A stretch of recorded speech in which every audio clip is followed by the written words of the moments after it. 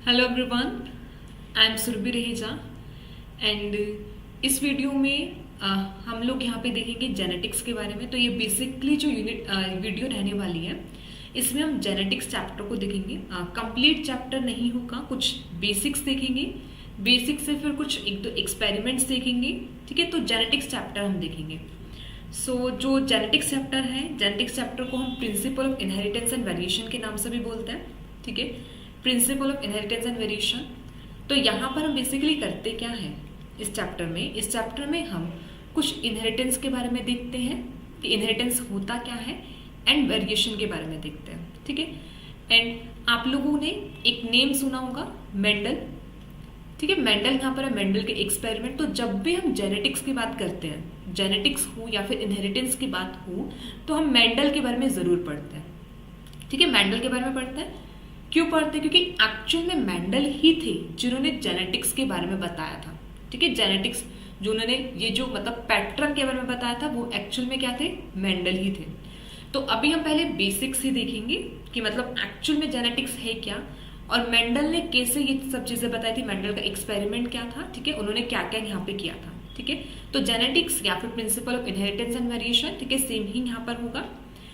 देखो, आपका जो चैप्टर रहता है जेनेटिक्स या फिर जो प्रिंसिपल इनहेरिटेंस एंड वेरिएशन जो चैप्टर है, इसको अगर हम पूरे मतलब जितने भी टॉपिक्स पूरे जेनेटिक्स में रहते हैं, वैसे तो बहुत वास्ट यूनिट ये जेनेटिक्स होती है, बट फिर भी हम क्या कर सकते हैं, जो भी ये चैप्टर यहाँ पर होगा उसको हम 3 पार्ट्स में डिवाइड कर सकते हैं। ठीक है, ये यहाँ पे फर्स्ट पार्ट होगा, this one would be second and this one is third. ठीक है, अब फर्स्ट पार्ट में हम लोग क्या पढ़ेंगे? फर्स्ट पार्ट में हम बेसिकली देखते हैं मेंडेलियन इनहेरिटेंस के बारे में। देखो एक्चुअल में है क्या, जो जेनेटिक्स का जो बेस दिया था ना, मतलब जेनेटिक्स मतलब बेसिकली कैरेक्टर्स ट्रांसफर कैसे होते हैं from one generation to next generation. अब principle of inheritance and variation है क्या, इसमें हम बेसिकली क्या देखेंगे, हम यही चीज देखने वाले हैं कि कैरेक्टर कैसे वन जनरेशन से नेक्स्ट जनरेशन में ट्रांसफर होता है। ठीक है, यही चीज हम देखते हैं। अब इसका जो बेस था कि मतलब कैरेक्टर एक्चुअल में पेरेंट्स से आगे ऑफस्प्रिंग में जाते हैं, इसका बेस दिया था मेंडल ने। ठीक है, मेंडल ने बताया था। मेंडल ने जब बताया तो उसके बाद फिर कुछ अलग साइंटिस्ट आए, डिफरेंट साइंटिस्ट आए, फिर उन्होंने डिस्कवरीज की।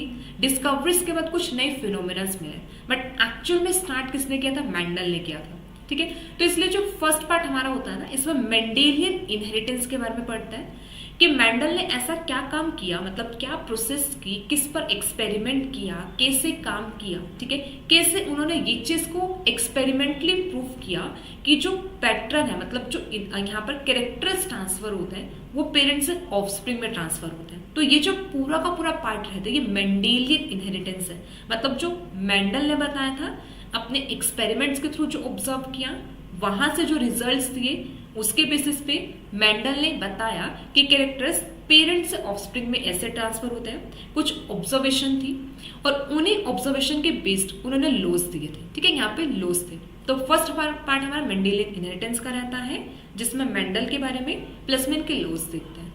और जो नेक्स्ट पार्ट होता है, अब देखो जो मेंडल ने बताया, मेंडल ने अब क्या किया था, मेंडल का बेसिकली पी प्लांट पर एक्सपेरिमेंट था।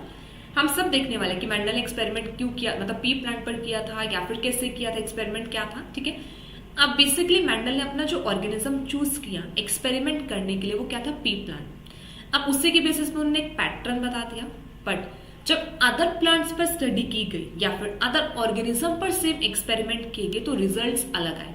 ठीक है, जो मेंडल ने किया था, मेंडल जो पूरा अपना क्राइटेरिया बताया, जो उन्होंने पूरा कंसेप्ट बताया था ट्रांसफर होने का, ठीक है, कैरेक्टर कैसे ट्रांसफर होते हैं, तो जब अदर साइंटिस्ट ने, जब अदर डिस्कवरीज हुई, तो वहां पर क्या देखने को मिला कि जो मेंडल ने बताया वो उससे मैच नहीं कर रहा। ठीक है, तो उसको हम क्या बोलते हैं, वो हमारा होता है डेविएशन फ्रॉम मेंडेलियन इनहेरिटेंस, कि मेंडल ने जो बताया उससे डेविएशन हो चुकी है। डेविएशन मतलब कि अब उससे थोड़े से डिफरेंट रिजल्ट्स मिल रहे हैं। अब जो डेविएशन ऑफ मेंडेलियन इनहेरिटेंस होता है, इसमें जो टॉपिक्स इंक्लूड रहते हैं, these are incomplete dominance, codominance, multiple alleles, pleiotropy, polygenic inheritance. ये टॉपिक हमारे होते हैं जो डेविएशन फ्रॉम मेंडेलियन इनहेरिटेंस से आते हैं। ठीक है, तो फर्स्ट पार्ट तो हम पूरा मेंडल के बारे में देखते हैं। अब थोड़ा सा बेसिक सा देखें तो मेंडल ने बताया था फैक्टर्स के बारे में। वैसे हम काफी डिटेल में इन सबको देखने वाले हैं, बट एक बेसिक सी चीज देखें तो मेंडल ने बताया था फैक्टर्स के बारे में। फैक्टर्स को ही आज हम बोलते हैं जीन। ठीक है, फैक्टर को हम क्या बोलते हैं? जीन। तो बेसिकली हम ये बोलते हैं कि जो कैरेक्टर्स ट्रांसफर होते हैं उनके लिए रिस्पॉन्सिबल कौन है? जीन्स रिस्पॉन्सिबल है। और सेम चीज मेंडल ने बोली थी, फैक्टर्स रिस्पॉन्सिबल होते हैं। तो फर्स्ट जो हमारा यहाँ पे इनहेरिटेंस के बारे में रहेगा, मतलब कैरेक्टर्स कैसे ट्रांसफर होता है उनके बारे में जो यहाँ पर रहेगा वो सब हमारे रिलेटेड टू जीन्स होगा, रिलेटेड टू फैक्टर्स होगा। ठीक है, अब जैसे ही जीन्स फैक्टर का कंसेप्ट कंप्लीट हुआ, फिर हम नेक्स्ट शिफ्ट करते हैं क्रोमोसोम पर। ठीक है, नेक्स्ट हम शिफ्ट करते हैं क्रोमोसोम पर। अब जब फैक्टर और जीन के बारे में सब कुछ पता लग गया कि कैसे कैरेक्टर्स को ट्रांसफर करते हैं, फिर कुछ अदर साइंटिस्ट आए, उन्होंने क्या देखा? उन्होंने ये बताया कि क्रोमोसोम्स भी रिस्पॉन्सिबल हैं कैरेक्टर्स को ट्रांसफर करने में। ठीक है, फिर यहां से आई क्रोमोसोमल थ्योरी ऑफ इनहेरिटेंस। ठीक है, यहां से क्रोमोसोमल थ्योरी ऑफ इनहेरिटेंस। तो पहला पार्ट हमारा बेसिकली जीन्स फैक्टर के बारे में रहता है कि जिसमें मेंडल ने जो काम किया वो हम देखते हैं, प्लस में मेंडल के जो रिजल्ट उससे जो भी डेविएशन देखने को मिलती है वो हम पढ़ते हैं। फिर हम शिफ्ट करते हैं कहां पर? हम शिफ्ट करते हैं यहाँ पे क्रोमोसोम पर। तो जीन से अब शिफ्टिंग हो रही है क्रोमोसोम पर, तो वो हो जाता है क्रोमोसोमल थ्योरी ऑफ इनहेरिटेंस। यहां पर कुछ फिनोमेनास थे, लिंकेज एंड रिकॉम्बिनेशन, वो फिनोमेनास आता है। फिर नेक्स्ट यहां पर आता है सेक्स डिटर्मिनेशन आता है। सेक्स डिटर्मिनेशन में भी क्रोमोसोमल डिटर्मिनेशन होते हैं कि क्रोमोसोम्स कैसे सेक्स को डिटरमाइन करते हैं कि ये जो ऑफस्प्रिंग होगा वो मेल होगा या फिर फीमेल होगा। ठीक है, ये चीज डिटर्मिनेशन में आता है। और फिर उसके बाद जो नेक्स्ट पार्ट, ये तो हमारा सेकंड पार्ट हो गया, जब पूरा टोटली जो हमारा क्रोमोसोम पर फोकस्ड रहेगा कि क्रोमोसोमल थ्योरी क्या थी, लिंकेज एंड रिकॉम्बिनेशन, ये भी क्रोमोसोम से रिलेटेड कॉन्सेप्ट्स है। फिर सेक्स डिटर्मिनेशन में भी मेजर जो पार्ट हमारा क्रोमोसोम रोल प्ले करता है। ठीक है, तो ये पूरा का पूरा पार्ट हमारा क्रोमोसोम के ऊपर बेस्ड होगा। पहला पार्ट हमारा जीन के ऊपर बेस्ड होता है, सेकेंड पार्ट हम पढ़ते हैं क्रोमोसोम के ऊपर बेस्ड। और ये जो थर्ड पार्ट आता है, अब थर्ड पार्ट में यहां पर हम देखते हैं क्रोमोसोम एंड जीन से रिलेटेड कुछ डिसऑर्डर्स, या फिर क्रोमोसोम और जीन में क्या क्या चेंजेस आते हैं। तो जैसे म्यूटेशन, म्यूटेशन क्या होगा? जीन्स में चेंजेस आना, एंड क्रोमोसोम पर जो चेंजेस होता है म्यूटेशन। तो म्यूटेशन का कॉन्सेप्ट डिटेल में आ जाता है, चेंजेस का। पहले हमने बेसिक नॉलेज देखनी है कि जीन्स है क्या, फैक्टर्स है क्या, पूरा बेसिक पढ़ना है। फिर क्रोमोसोम के बारे में बेसिक्स देखना है कि वो कैसे रोल प्ले करते हैं, कैसे ट्रांसफर यहाँ पर होता है, कैसे एक्सपेरिमेंटली ये चीज बताएगा कि क्रोमोसोम ही रिस्पॉन्सिबल है, या फिर ये कैसे एक्सपेरिमेंटली बताएगा कि फैक्टर्स या फिर जीन ही रिस्पॉन्सिबल है कैरेक्टर्स को ट्रांसफर करने के लिए। ठीक है, और थर्ड पार्ट जो यहाँ पर रहता है वो क्रोमोसोम और जीन्स में किसका रहेगा? चेंजेस का। ठीक है, तो चेंजेस यहाँ पर आएंगे, फिर उनसे रिलेटेड कुछ डिसऑर्डर्स यहाँ पर होती है, और एक ये टॉपिक यहाँ पर आता है पेडिग्री एनालिसिस। ठीक है, तो ये पूरा का पूरा हमारा जेनेटिक्स में ये सब टॉपिक्स इंक्लूड रहते हैं। ठीक है, तो ये हम इसी पैटर्न में स्टडी करते हैं। तो पहले फर्स्ट पार्ट कवर करते हैं, देन सेकंड पे शिफ्ट करते हैं, देन हम क्या करते हैं? थर्ड पे शिफ्ट करते हैं। ठीक है, तो ये तो एक बेसिक ओवरव्यू था कि जेनेटिक्स जो चैप्टर उसमें टॉपिक्स क्या रहते हैं उनको किस सीक्वेंस में पढ़ा जाता है। ठीक है, तो अब नेक्स्ट हम यहाँ पे स्टार्ट करते हैं। अब हमारा एक्चुअल में स्टार्ट होगा बेसिक्स। तो बेसिक्स में हम लोग देखेंगे एक्चुअल में जेनेटिक्स है क्या। ठीक है, जेनेटिक्स क्या है, हेरिडिटी क्या होता है, इनहेरिटेंस क्या होता है, एंड वेरिएशंस क्या होते हैं। सिंपल से देखो, अब हम पढ़ रहे हैं principal of inheritance and variation, या फिर इसी को क्या बोल रहे हैं? जेनेटिक्स। तो पहले इनका मीनिंग क्लियर हो कि इनहेरिटेंस का मतलब क्या है, वेरिएशन का मतलब क्या है, हेरिडिटी का मतलब क्या है, एंड जेनेटिक्स का मतलब क्या है। तो पहले इनके बेसिक मीनिंग्स देखेंगे, क्योंकि मीनिंग क्लियर होंगे तब भी हमारा मतलब आगे का पार्ट समझ में आने वाला है। ठीक है, अब सबसे पहले आता है जेनेटिक्स। अब जेनेटिक्स देखो क्या है। जेनेटिक्स को अगर सिंपल लैंग्वेज में डिफाइन किया जाए, what is genetics? So genetic is branch of bio. Genetics क्या है? It is a branch of biology which deals with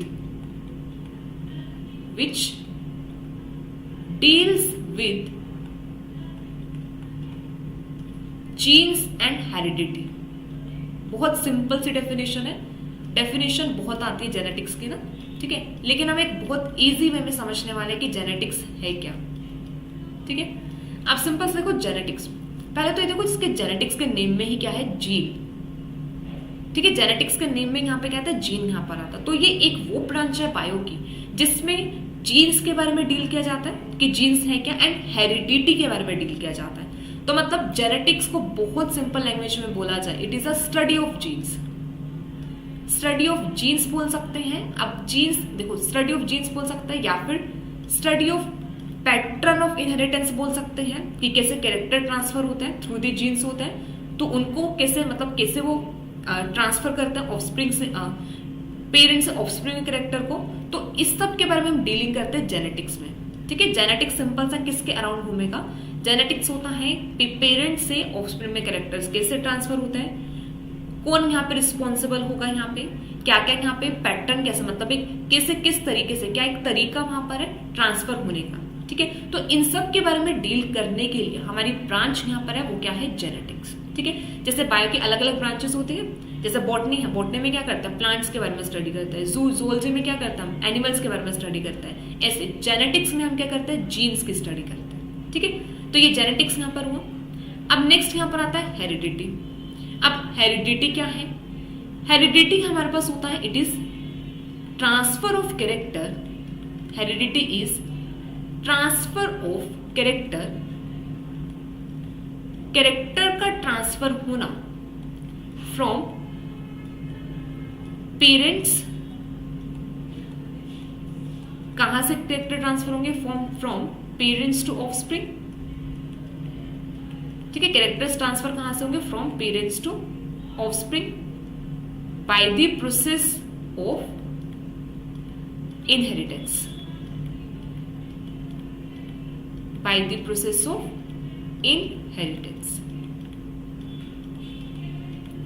तो देखो सिंपल सा हेरिडिटी क्या है, हम बार बार बात कर रहे हैं, बार बार किसकी बात कर रहे हैं कि कैरेक्टर्स ट्रांसफर होता है। जैसे हम क्या बोलते हैं कि मतलब जैसे नॉर्मली भी लैंग्वेज मतलब नॉर्मली भी बोला जाता है कि ये कैरेक्टर पेरेंट्स है, मतलब ये कैरेक्टर मदर से आया या फिर ये कैरेक्टर फादर से आया। ठीक है, कुछ ऐसे कैरेक्टर्स होते हैं जो मदर से फादर से हमें मिल रहे हैं। ठीक है, तो अब हेरिडिटी है क्या, हेरिडिटी का मतलब ये है कि वो कैरेक्टर्स मतलब वो प्रोसेस, हेरिडिटी का मतलब कि जो कैरेक्टर्स ट्रांसफर होते हैं कहां से, from the parents to the generation. ठीक है, उसको हम हेरिडिटी बोलते हैं। एंड प्रोसेस यहाँ पे क्या है, प्रोसेस होते हैं इनहेरिटेंस। अब देखो जो इनहेरिटेंस और हेरिडिटी है ना, इसमें जनरली कंफ्यूजन होता है कि हेरिडिटी और इनहेरिटेंस सेम है। एक्चुअल में ये सेम नहीं होता।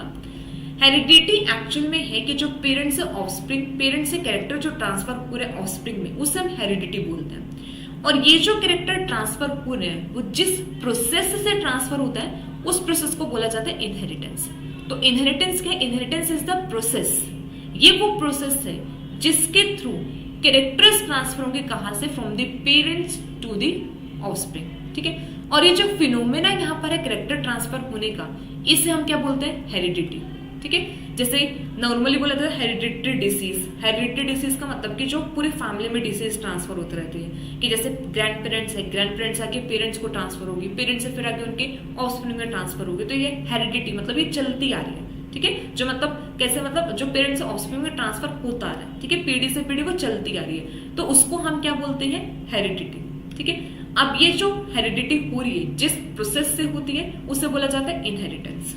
ठीक है, तो दोनों यहाँ पे हेरिडिटी इनहेरिटेंस डिफरेंट होता है। आई होप क्लियर होगा कि जेनेटिक्स क्या होता है, हेरिडिटी क्या होता है, इनहेरिटेंस क्या होता है। अब नेक्स्ट आता है, नेक्स्ट है वेरिएशंस। ठीक है, वेरिएशन देखो, अब सिंपल से एक चीज देखो, हम ये चीज बोलते हैं कि यहाँ पर जो हम क्या बोल रहे हैं कि कैरेक्टर कहां से ट्रांसफर हो रहा है, पेरेंट्स से ऑफस्प्रिंग में ट्रांसफर हो रहे हैं ना। अब जब पेरेंट्स से ऑफस्प्रिंग में ट्रांसफर होंगे कैरेक्टर, तो मतलब सिमिलैरिटी आएगी, सिमिलैरिटी आएगी ना, कि अगर कोई भी कैरेक्टर पेरेंट्स से ऑफस्प्रिंग में ट्रांसफर होगा तो वहां पे क्या देखने को मिलेगी, सिमिलैरिटी, कि पेरेंट्स और जो आगे ऑफस्प्रिंग आने वाले कुछ भी सिमिलैरिटी होगी। बट सिमिलैरिटी के साथ साथ क्या भी देखने को मिलते हैं, डिफरेंसेस भी। अब जैसे हम लोग भी क्या है, बिल्कुल एग्जैक्ट अपने पेरेंट्स के जैसे नहीं है, एग्जैक्ट मदर के जैसे नहीं है, एग्जैक्ट फादर के जैसे नहीं है, बट हम थोड़े सिमिलर तो हैं। तो जो सिमिलैरिटी आ रही है, सिमिलैरिटी के लिए रिस्पॉन्सिबल क्या है, या फिर सिमिलैरिटी क्यों हो रही है, क्योंकि हम क्या बोल रहे हैं वहां पे हेरिडिटी है। हेरिडिटी है मतलब कैरेक्टर्स ट्रांसफर हो रहे हैं, तो इस वजह से सिमिलैरिटी आ रही है। बट अगर हम देखें सब में क्या है, डिफरेंसेस भी हैं। अगर हम अपने सिबलिंग्स को भी देखें तो वहां पे भी क्या है, डिफरेंसेस है। अब ये जो डिफरेंसेस है इसी को हम क्या बोलते हैं, वेरिएशंस। ठीक है, तो ये यहाँ पर क्या होता है, वेरिएशन। तो वेरिएशन को डिफाइन कर सकते हैं, variation is degree of differences, कि जो ऑर्गेनिज्म यहाँ पर है उनमें जो डिफरेंसेस देखने को मिल रहे हैं, ठीक है, उसी को हम क्या बोलते हैं, variation. Similarity, heredity, differences, variation.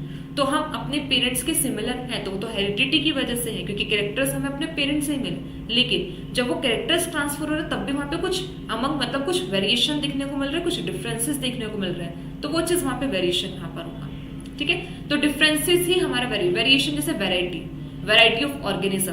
Variety of organism किस वजह से? क्योंकि वेरिएशन प्रेजेंट है, डिफरेंसेस प्रेजेंट है। ठीक है, तो अब ये जो पूरी जेनेटिक्स यूनिट है इसमें पूरी डीलिंग होती है कि कैसे कैरेक्टर ट्रांसफर हो रहा है, मतलब प्रिंसिपल्स क्या है इनहेरिटेंस की, इनहेरिटेंस कैसे हो रही है। और सेकंड हम डील करते हैं कि जब इनहेरिटेंस वहां पर हो रहा है, मतलब वहां पे कैरेक्टर्स ट्रांसफर हो रहे हैं, तो फिर वेरिएशन कैसे आ रही है, वेरिएशन कैसे जनरेट हो रहे हैं, डिफरेंस कहां से आ रहा है। ठीक है, डिफरेंसेस कहां से आ रहे हैं, तो वो चीज हमारा यहाँ पर आता है वेरिएशन। तो इस पूरी यूनिट में हम पढ़ते हैं इनहेरिटेंस एंड वेरिएशन के बारे में, क्या क्या प्रिंसिपल्स यहाँ पर होंगे, सिमिलैरिटी कैसे आ रही है, सिमिलैरिटी के साथ साथ फिर डिफरेंसेस कैसे यहाँ पर आएंगे। ठीक है, तो ये 4 टर्म्स, बेसिक टर्म्स होते हैं, इनका हम मतलब जो यूज है ना आगे करेंगे।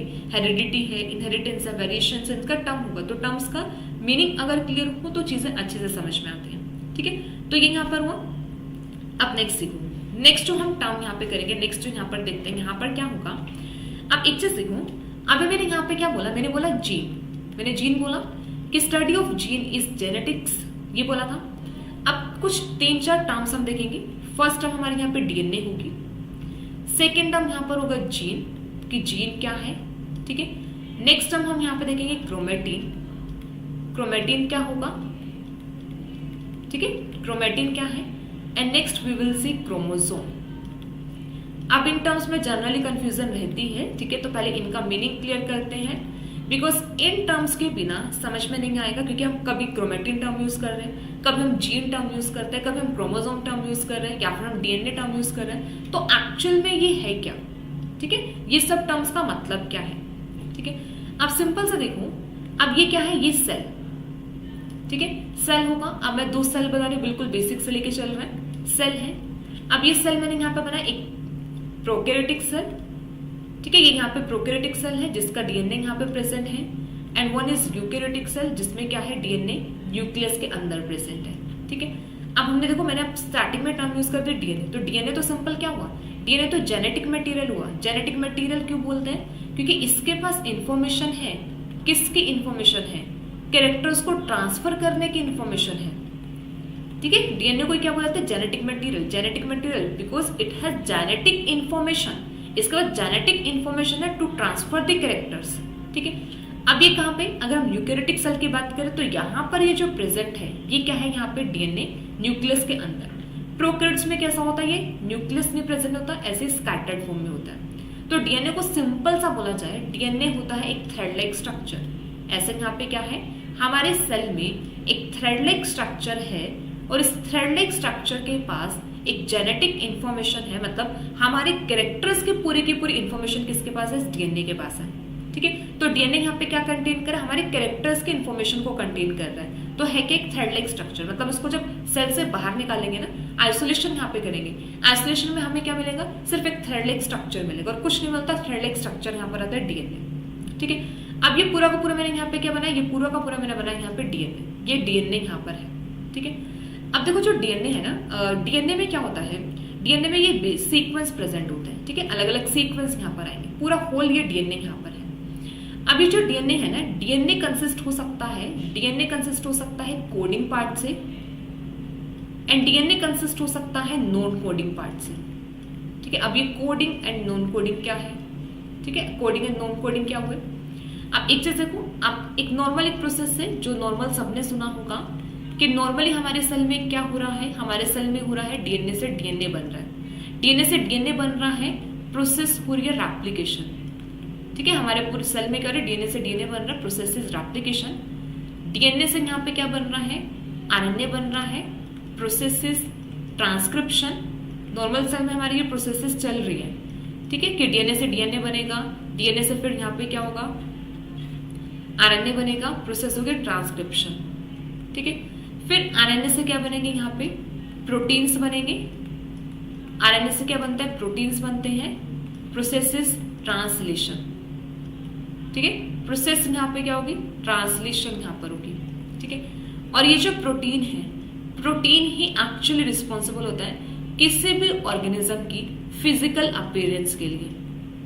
हम कैसे दिखते हैं, हमारी पूरी की पूरी बॉडी किससे बनी है, प्रोटीन से बनी है। ठीक है, ऐसा कोई भी पार्ट नहीं जहाँ पे प्रोटीन प्रेजेंट ना हो। हेयर में प्रोटीन प्रेजेंट है, नेल्स में प्रोटीन प्रेजेंट है, स्किन में प्रोटीन प्रेजेंट है, अबंडेंट अमाउंट में प्रोटीन है। और ये प्रोटीन कैसा होगा यही डिसाइड करेगा एक ऑर्गेनिज्म का फिजिकल अपीयरेंस। ठीक है, डीएनए से डीएनए बना एप्लीकेशन, डीएनए से आरएनए ट्रांसक्रिप्शन, आरएनए से प्रोटीन ट्रांसलेशन, एंड प्रोटीन यहाँ पर रिस्पॉन्सिबल होगा for the physical appearance of organism. अब यहाँ पे मैंने डीएनए बनाया। ठीक है, अब देखो यहाँ पे जो डीएनए है ना, डीएनए से यहाँ पे क्या बनेगा, आरएनए। ठीक है, डीएनए से आरएनए बनेगा। अब क्वेश्चन क्या आता है कि जो डीएनए से आरएनए बनता है ना, अब जो डीएनए यहाँ पर होगा, अब देखो डीएनए से जो आरएनए यहाँ पे बनेगा, अब ऐसा नहीं होता कि पूरा को पूरा डीएनए से आरएनए बन जाता है। जैसे रेप्लिकेशन में तो डीएनए से डीएनए पूरा बनेगा, लेकिन ऐसा जरूरी नहीं कि पूरा का पूरा डीएनए ही आरएनए बनाता है। तो कुछ फ्रेगमेंट होते हैं, कुछ सेगमेंट होते हैं डीएनए के जो आरएनए बनाते हैं, और वो सेगमेंट आरएनए ही फिर आगे क्या बनाता है, प्रोटीन। ठीक है, समझना है इस चीज को। एक पूरा डीएनए, मैंने क्या बोला, इस पूरे डीएनए का सिर्फ इतना सा सेगमेंट है, ये सेगमेंट क्या बना रहा है, ये सेगमेंट बना रहा है आरएनए। ठीक है, और फिर इसी सेगमेंट से यहाँ पे क्या बन रहे हैं, प्रोटीन। ठीक है, इसी सेगमेंट से क्या बन रहा है, प्रोटीन। पूरे डीएनए में एक पर्टिकुलर सेगमेंट है जहां से आरएनए बन रहा है, और उसी आरएनए से क्या बनता है, प्रोटीन। अब ये जो पर्टिकुलर सेगमेंट है, particular segment which forms protein, जो प्रोटीन यहाँ पे बना रहा है, it is known as coding region या फिर coding part of DNA. So coding part क्या है, coding part is the segment of DNA, वो सेगमेंट डीएनए का विच फॉर्म प्रोटीन, जो आगे चल के क्या बनाएगा, प्रोटीन बनाने वाला है। ठीक है, अब जैसे देखो ये यहाँ पे कोडिंग हुआ, अगर मैंने इसी के साथ यहाँ पर ये सेगमेंट बनाया, मतलब इतना ये सेगमेंट है, अब ये किसी भी प्रोटीन के लिए कोड नहीं कर रहा, तो प्रोटीन नहीं बना रहा है। ठीक है, प्रोटीन नहीं बना रहा। ठीक है, तो अब ये जो सेगमेंट यहाँ पर होगा, ये सेगमेंट यहाँ पे क्या बनेगा, नॉन कोडिंग। ये सेगमेंट बनेगा नॉन कोडिंग। क्यों, क्योंकि ये कोई भी प्रोटीन नहीं बना रहा है। ठीक है, नॉन कोडिंग होगा। तो डीएनए में ऐसा ही होता है, डीएनए में कोडिंग और नॉन कोडिंग रीजंस प्रेजेंट होते हैं। कोडिंग पर जो आगे प्रोटीन बनाने वाला है, नॉन कोडिंग पर जो प्रोटीन नहीं बनाने वाला। ठीक है, अब बारी आती है यहाँ पे जीन की।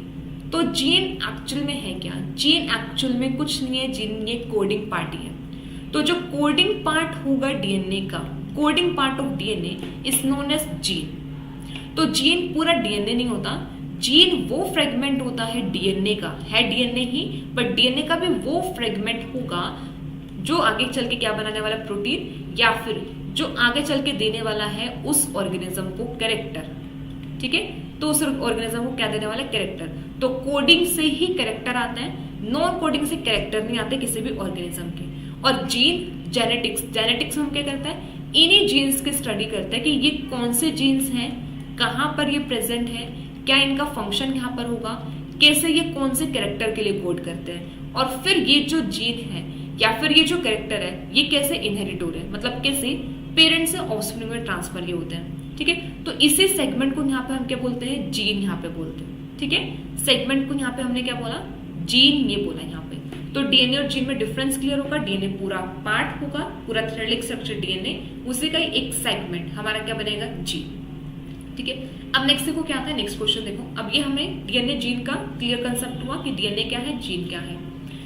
अब नेक्स्ट एक चीज देखो, अभी मैंने फिर से यहाँ पे क्या बनाया, सेल। फिर से यहाँ पे मैंने एक सेल बनाया। ये सेल यहाँ पे यूकेरियोटिक सेल है क्योंकि न्यूक्लियस प्रेजेंट है, यहाँ पे कोई न्यूक्लियस नहीं प्रेजेंट है। अब ये जो यहाँ पे डीएनए है ना, डीएनए, अब डीएनए यहाँ पे हमने क्या बोला, डीएनए एक थ्रेड लाइक स्ट्रक्चर है, मतलब एक बहुत लंबा सा धागा है, कुछ नहीं, एक धागा सा है, थ्रेड लाइक स्ट्रक्चर। अब आता है कि इसकी लेंथ कितनी हो सकती है, कितना लंबा ये हो सकता है। अगर हम इसको पूरा खोल के रख देना, पूरा खोल के रख दे डीएनए को, तो बहुत लंबा स्ट्रक्चर होता है। ठीक है, अब इतना लंबा स्ट्रक्चर इस छोटे से न्यूक्लियस में कैसे आएगा, ऐसे ही अब सेल तो बहुत छोटा है। अब इस सेल में अगर आप प्रोकैरियोट्स में भी बात करें तो इतने से कन्फाइंड रीजन पर ही क्या प्रेजेंट है, डीएनए। तो अब ये यहाँ पे कैसे आएगा, इतने छोटे से रीजन में, इतना बड़ा डीएनए कैसे इतने छोटे से रीजन पे आएगा, तो अब कुछ ना कुछ तो करना पड़ेगा। अब यहाँ पे क्या होगा, अभी जो डीएनए करता है, डीएनए क्या करता है, अपने आप को छोटे से रीजन में रखने के लिए यहाँ पर हो जाती है इसकी यहाँ पर इसके साथ प्रोटीन एसोसिएट करता है, यहाँ पर हो जाते हैं कोइलिंग। ठीक है, अब कोइलिंग में क्या हुआ, अब ये जो डीएनए है ये ऐसे कोइल्ड फॉर्म में आया।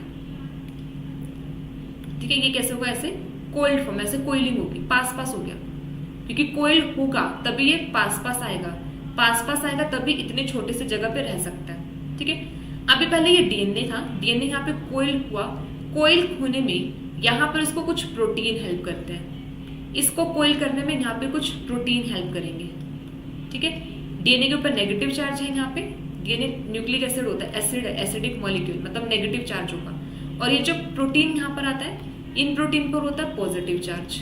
ठीक है, अब नेगेटिव पॉजिटिव के बीच में इंटरेक्शन तो होगी ही, नेगेटिव पॉजिटिव क्या करेंगे, आपस में अट्रैक्ट करेंगे ना एक दूसरे को, अट्रैक्शन होगी, तो अब इससे जो डीएनए दूर दूर था अब वो पास हो गया, ऐसे छोटा हो गया। ठीक है, छोटा यहाँ पर हुआ। अब ये जो स्ट्रक्चर यहाँ पे बना, ये स्ट्रक्चर हमारा बनता है क्रोमेटिन। तो क्रोमेटिन और कुछ नहीं है, डीएनए ही है, बस डीएनए के साथ कुछ प्रोटीन एसोसिएट करके जिसकी वजह से उसका साइज छोटा हो गया, वो कोइल्ड फॉर्म में आ गया, तो उसको यहाँ पे क्या बोल दिया, क्रोमेटिन यहाँ पे बोल दिया। ठीक है, ये अब ये पार्ट यहाँ पे क्या बनेगा, ये बनेगा यहाँ पे क्रोमेटिन। ठीक है, क्रोमेटिन भी यहाँ पर होगा। अब क्या होता है देखो, अभी जो क्रोमेटिन है, अभी क्रोमेटिन भी यहीं पर नहीं रुकता, इसकी फिर और कोइलिंग होती है, ये और ज्यादा कोइल करता है। फिर जो क्रोमेटिन है ना, ये अभी यहीं पर नहीं रुका, ये और फर्दर कोइल करेगा, और ये फर्दर फिर कोइल करके यहाँ पे क्या बनाता है, क्रोमोसोम। ठीक है, फर्दर ये कोइल करेगा और क्या बनाएगा, क्रोमोसोम बनाएगा। तो एक्चुअल में क्रोमोसोम क्या है, क्रोमोसोम कुछ नहीं, डीएनए से ही बना हुआ। ठीक है, अगर मैं ऐसे एक स्ट्रक्चर बनाऊं ये यहाँ पे, तो ये जो क्रोमोसोम है, ठीक है, ऐसे ये बनेगा। अब इस क्रोमोसोम में एक्चुअल में क्या प्रेजेंट है, इस क्रोमोसोम में कुछ नहीं प्रेजेंट है, यहाँ पे ऐसे डीएनए ही है कोइल्ड फॉर्म में, और इसी कोइल्ड फॉर्म से यहाँ पे क्या बना है, हमारा क्रोमोसोम बना है। तो और कुछ नहीं होता, ये सब होता है कि इतने बड़े डीएनए को छोटे से जगह पे फिट करने के लिए अलग अलग लेवल पे यहाँ पे चेंजेस आता रहता है, अलग अलग लेवल पे यहाँ पे कोइलिंग होती रहती है। तो जो लीनियर पूरा लंबा सा होगा डीएनए, उसी का छोटा सा फ्रेगमेंट जो प्रोटीन को बना रहा है जीन, और जब डीएनए को इकट्ठा कर दिया एक जगह पे लाने के लिए, उसके अंदर कोइलिंग कर दी तो क्रोमेटिन बन गया। क्रोमेटिन में कुछ प्रोटीन भी आगे हेल्प करने के लिए, फिर ये क्रोमेटिन आगे फर्दर और कंडेंस्ड हो गया, फर्दर और टाइटली यहाँ पर हो गया, तो वो क्या बन गया, यहाँ पे क्रोमोसोम। ठीक है, अब ये जो क्रोमेटिन है, क्रोमेटिन के लिए एक जनरली आप लोगों ने सुना होगा बीड्स ऑन स्ट्रिंग स्ट्रक्चर, वैसे आपका इस चैप्टर का पार्ट नहीं है ये वाला। ठीक है, दूसरे चैप्टर का पार्ट होता है, बट यहाँ पे हमने वहाँ पे पढ़ते हैं बीड्स ऑन स्ट्रिंग स्ट्रक्चर पढ़ता है, मॉलिक्यूलर बेसिस ऑफ इनहेरिटेंस में। ठीक है, beads on string structure, beads on string का मतलब होता है कि जैसे एक धागा यहाँ पर है, इस धागे में कुछ मोती रखती है, मोती पिरोती है, ये बन गए यहाँ पे बीड्स ऑन स्ट्रिंग। तो डीएनए क्या है, डीएनए एक धागा हुआ ना, अभी बताया था डीएनए के थ्रेड लाइक स्ट्रक्चर। अब यहाँ पे मोती मतलब बीड्स यहाँ पे क्या ऐड कर दी, प्रोटीन, क्योंकि क्या बताया, प्रोटीन यहाँ पे एसोसिएटेड है। देखो यहाँ पे प्रोटीन आए, अब ये प्रोटीन यहाँ पर आए। ठीक है, अब इस प्रोटीन के साथ यहाँ पे एसोसिएटेड फॉर्म में यहाँ पर क्या है, यहाँ पे ये प्रेजेंट है डीएनए। तो ये स्ट्रक्चर यहाँ पे क्या बन गया, ये बना बीड्स ऑन स्ट्रिंग स्ट्रक्चर, और इसे को क्या बोल दिया, क्रोमेटिन। ठीक है, तो क्रोमेटिन कुछ नहीं, बीड्स ऑन स्ट्रिंग स्ट्रक्चर है।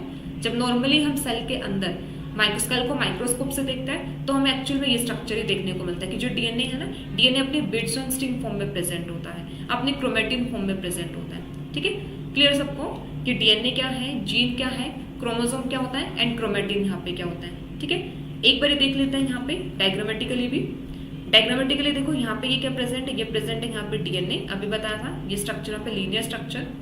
अब इसके साथ यहाँ पे क्या हो गया, ये प्रोटीन एसोसिएट किए, प्रोटीन कैसे, यहाँ पे पॉजिटिव चार्ज है, पॉजिटिव चार्ज होगा प्रोटीन के ऊपर, बिकॉज डीएनए के ऊपर क्या है, नेगेटिव चार्ज है, प्रोटीन के ऊपर क्या होगा, पॉजिटिव चार्ज होगा। अब इसकी वजह से टाइटली एसोसिएट हो गया, देखो जैसे ये ऐसे कोइलिंग हो गई, कोइलिंग पता था ना, कोइलिंग हुई तो ये क्या बन गया, क्रोमेटिन। फिर ये क्रोमेटिन ही कोइल्ड फॉर्म में ही क्या बनाता है, क्रोमोसोम। ठीक है, और अल्टीमेटली सब बने किसके, डीएनए के, और कुछ नहीं है। क्रोमेटिन क्रोमोसोम में भी डीएनए प्रेजेंट है, क्रोमेटिन में भी डीएनए प्रेजेंट है, और डीएनए तो वैसे नॉर्मल फॉर्म में प्रेजेंट है। ठीक है, तो ये हमारे यहाँ पे लेवल्स यहाँ पर आते हैं, डीएनए होगा, जीन आता है, क्रोमेटिन है, क्रोमोसोम यहाँ पर आता है। ठीक है, तो ये बेसिक टर्म्स यहाँ तक क्लियर हुई है। ठीक है, तो अब ये तो बेसिक सा था, बेसिक इंपॉर्टेंट रहता है क्योंकि जेनेटिक्स हम पढ़ रहे हैं, तो जेनेटिक्स में इतना तो बेसिक पता होना चाहिए। ठीक है, क्योंकि हम बार बार ये टर्म्स यूज करते हैं, डीएनए टर्म यूज करेंगे, क्रोमेटिन यूज करेंगे, क्रोमोसोम यूज करेंगे, जीन यूज करेंगे, काफी चीजें आएंगी। तो अगर माइंड में मतलब ये चीज क्लियर होगा ना कि ये है क्या, तो हमें समझ में आएगा कि हाँ कब किसकी बात हो रही है, कब डीएनए की बात हो रही है, कब क्रोमेटिन की बात हो रही है, कब क्रोमोसोम की बात हो रही है, तो ये चीजें क्लियर रहेगी, या फिर कब जीन की बात हो रही है। ठीक है, तो यहाँ तक हमारा ये हुआ। तो अभी एक्चुअल में ना जेनेटिक्स का भी कोई मेन टॉपिक स्टार्ट नहीं हुआ कि जेनेटिक्स का भी हम बेसिक टर्म्स ही दिख रहे थे कि क्या क्या यहाँ पर होता है। इसके अलावा देखो अब फिर हमारे पास कुछ इंपॉर्टेंट चीज़ें हम देख लेते हैं। फर्स्ट इंपॉर्टेंट चीज़ यहाँ पर आती है फादर ऑफ जेनेटिक्स। ठीक है, यहाँ पर आएगा फादर ऑफ जेनेटिक्स, इंपॉर्टेंट है, एग्जाम में क्वेश्चन आ जाता है। Who is the father of genetics? Father of genetics is Mendel. Mendel father of genetics है। फिर आता है next father of modern genetics.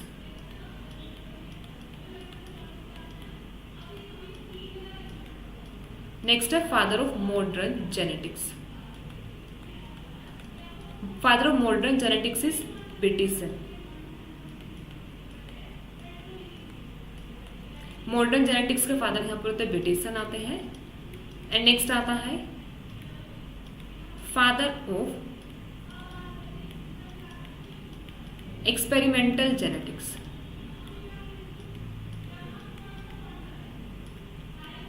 Important है, क्वेश्चन आ जाते हैं। फादर ऑफ एक्सपेरिमेंटल जेनेटिक्स आते हैं T H Morgan. Father of experimental genetics is T H Morgan. एक यहां पर आता है term genetics. Term genetics was given by, term genetics was given bye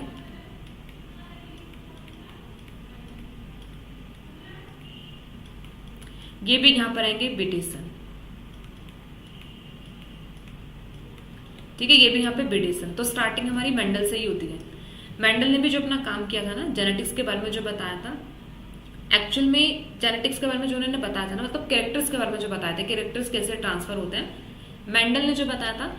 अब उनका जो काम था वो अनरिकॉग्नाइज्ड रहा था काफी लंबे टाइम तक। बाद में फिर अलग साइंटिस्ट आए थे जिन्होंने उनके काम को रिडिस्कवर किया था, दोबारा से देखा और फिर उनको बोला गया फादर ऑफ जेनेटिक्स कि इन्होंने काम तो बहुत अच्छा किया है, मतलब ऐसा आज तक किसी ने नहीं बताया जो मेंडल ने बता दिया, तो इसलिए उनको फादर ऑफ जेनेटिक्स है। बट जो मेंडल थे ना, मेंडल ने जेनेटिक्स टर्म नहीं दी थी ना, जेनेटिक्स मतलब बताया था कि जेनेटिक्स, उनको ये भी नहीं पता था कि वो जेनेटिक्स पढ़ रहे हैं। ठीक है, ये तो हमें आज पता है कि हम जेनेटिक्स में मेंडल को पढ़ रहे हैं, लेकिन मेंडल को ये भी नहीं पता था कि वो जेनेटिक्स पढ़ रहे। वो तो बस अपने एक्सपेरिमेंट करके रिजल्ट दे रहे थे, ऑब्जर्व करे थे, ऑब्जर्व के बेसिस पे कुछ लॉज दे रहे थे। तो बाद में जब उनका रिकॉग्नाइज्ड हुआ काम, तब उनको बाद में बोला गया कि मेंडल क्या है, फादर ऑफ जेनेटिक्स। फिर जब मेंडल के काम को रिडिस्कवरी हुई तो वहाँ पे कुछ और साइंटिस्ट आए, कुछ और साइंटिस्ट ने अलग अलग फिनोमेना दिए, जिसमें से एक यहाँ पे बेटिसन थे। तो बेटिसन को फिर बोला गया फादर ऑफ मॉडर्न जेनेटिक्स, क्योंकि उन्होंने कुछ मॉडर्न कंसेप्ट बताए थे जेनेटिक्स के बारे में। ठीक है, कुछ नए कंसेप्ट बताए थे, मतलब मेंडल ने एक बेस सेट कर दिया था, लेकिन कुछ नए कंसेप्ट यहाँ पे बताए थे बेटिसन ने।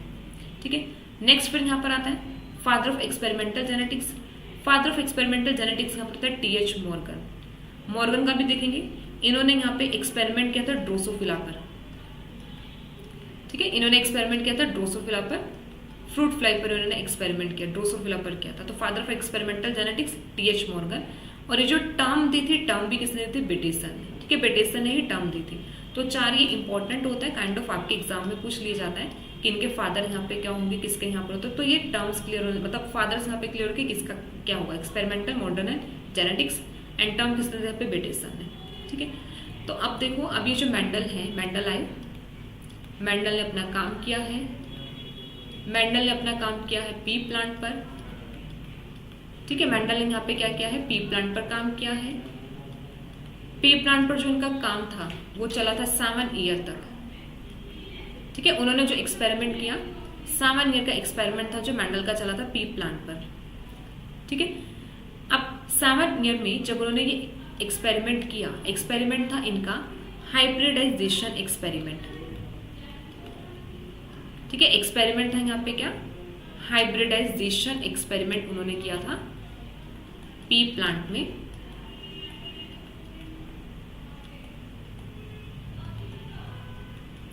हाइब्रिडाइजेशन एक्सपेरिमेंट था, 7 ईयर तक एक्सपेरिमेंट किया और फिर उन्होंने कुछ यहाँ पे ऑब्जर्वेशन दी, उन्होंने ऑब्जर्व किया, ऑब्जर्वेशन दी यहाँ पे कि ये एक्सपेरिमेंट था, ये ऑब्जर्व किया। उन्हीं ऑब्जर्वेशन के बेस्ड पर यहाँ पे रिजल्ट आए थे, रिजल्ट्स दिए, और इन्हीं रिजल्ट्स के बेसिस पर फिर आए थे लॉज, जिसे लॉज ऑफ इनहेरिटेंस भी बोला जाता है। ठीक है, इन्हें यहाँ पे क्या बोलते हैं, लॉज ऑफ इनहेरिटेंस भी बोलते हैं। ठीक है, तो जिसमें डिफरेंट डिफरेंट लॉज हम करते हैं, ये सब होता है। तो मेंडल ने काफी कुछ बताया था, मतलब एक्चुअल में तो बेस सेट ही मेंडल ने ही किया था, मेंडल ने ही एक्चुअल में सभी मेंडल ने बता दिया था। तो वो तो बाद में जब डिस्कवरी तो अदर साइंटिस्ट है जिन्होंने अलग अलग चीजें बताई। तो उन्होंने हाइब्रिडाइजेशन एक्सपेरिमेंट किया था पी प्लांट पर, 7 ईयर्स तक उनका एक्सपेरिमेंट चला था, कुछ observation the, result the and law of inheritance यहाँ पे दिया। ठीक है, तो अभी आज हम इतना ही रखते हैं। ठीक है, सो नेक्स्ट हम स्टार्ट करेंगे, मतलब नेक्स्ट हम देखेंगे यहाँ पर कि मतलब मेंडल ने एक्सपेरिमेंट कैसे किया था, क्या उनका था, पी प्लांट कैसे क्यों चूज किया था, या फिर उनके एक्सपेरिमेंट हाइब्रिडाइजेशन एक्सपेरिमेंट एक्चुअल में क्या था, जो प्रोसेस आते हैं मोनोहाइब्रिड एंड डाइहाइब्रिड प्रोसेस यहाँ पर होते हैं। तो ये लेक्चर हमारा एक बेसिक सा लेक्चर था, आई होप आपको समझ में आया होगा। सो नेक्स्ट लेक्चर्स में हम देखेंगे कि इनका यहाँ पे कैसे प्रोसेस यहाँ पर रहती हैं। So thank you so much everyone, I hope आपको वीडियो पसंद आई होगी, लेक्चर आपको पसंद आया होगा और आपके कुछ बेसिक्स भी क्लियर होंगे। So thank you.